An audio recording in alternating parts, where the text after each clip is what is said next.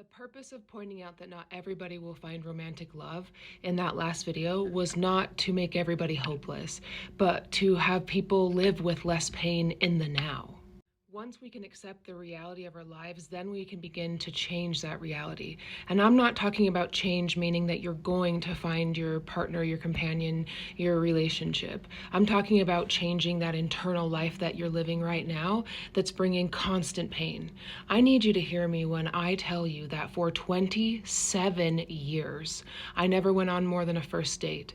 I tried everything under the sun because not only did my life depend on it and my desires to be a mother, to have a relationship, to be just like my peers, but my hereafter did. In my religion, marriage and having marriage is so connected to if you get to live with God again and what level of living with God again you do. So it was not only this direct thing that I needed in the now to be accepted, to be seen, to be loved, to be valued, what I thought I needed to do, but also for the hereafter. Do you know what kind of trauma that causes to a brain to think that way and to not find it and to do all the work that you're doing to find it and still not come up with it? The pain of long-term singleness, of loneliness, is deep enough. Do you need the well of shame? Do you need to be cruel to yourself? I thought that I did because I thought that that would make change, but it only made the situation worse. So me expressing that not everybody will find romantic love was me hoping that you can set down some of that pain that you carry and that desperation like I had and live a fuller life, live a life that brings you way more than I allowed my life to bring me.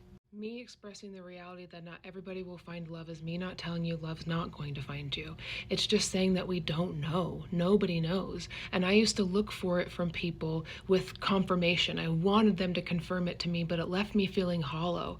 And what was easier for me to finally accept was that maybe it won't happen for me. And I was able to kind of figure out, okay, if it doesn't, what could my life look like?